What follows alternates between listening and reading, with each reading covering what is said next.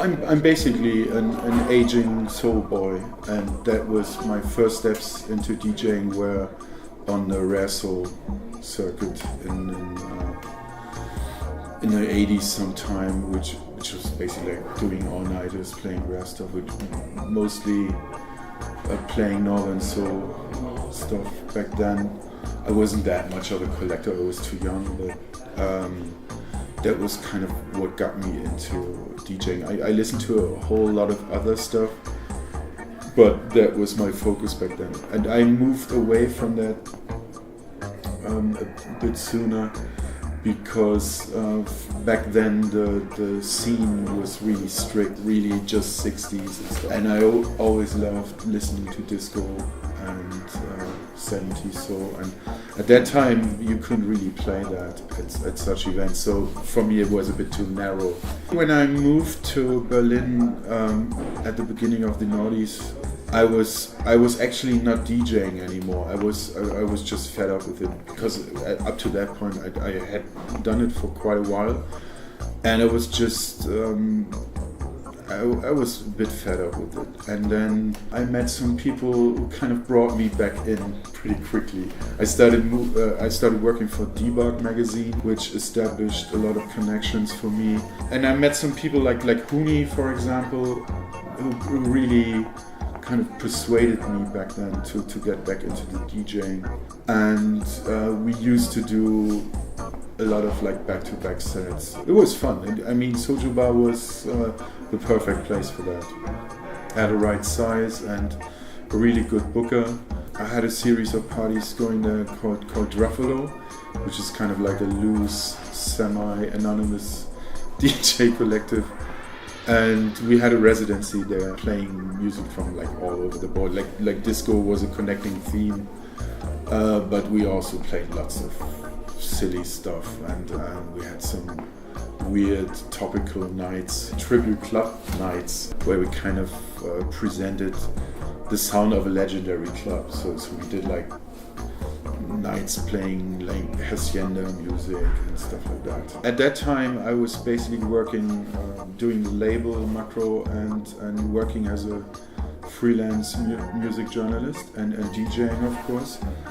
And I became father, and I was getting fed up with all the deadlines involved with freelance work. It wasn't very compatible with a young child.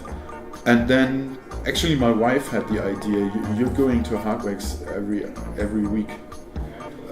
Maybe they have a vacancy, and then you have like more steady work hours. And why not ask them? So I asked them, and then it was good timing, I guess, because at that time Achim, prosumer, he was quitting the job, and I was his replacement.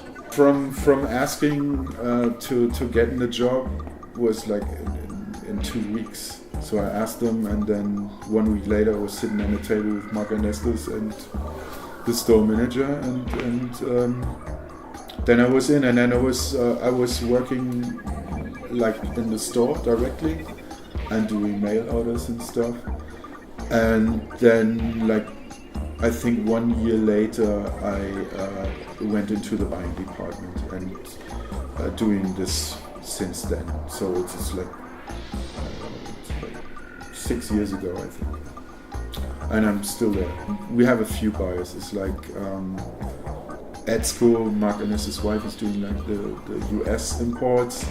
Then we have Hobbs, is a reggae buyer. And then we have Thorsten, who's our main buyer, and Misha, who just got into the buying recently. And I'm doing a lot of also like European imports mostly. And every buyer does his own comments and has like his own style. For me at the beginning it was not that easy, because of course I worked as a writer as a music journalist for so many years, and of course you cannot really write like it's a review or something. You have to be a bit more neutral and just you have to like try to pin down the essence of what you hear. What kind of helped me was I was when I started doing that, I was remembering the really short reviews in like all these UK lifestyle magazines like ID and The Face, Blitz. They really have very brief comments on and reviews on their records. And I just read them for years and years, and that kind of came back to me, and I said like, this is probably the way to go. So yeah, sometimes some new expressions and idioms are introduced, but it's more like mostly it's not really strategic. I mean, if you write the same words about records for over a year, so I think like we should do something different. It's a natural process.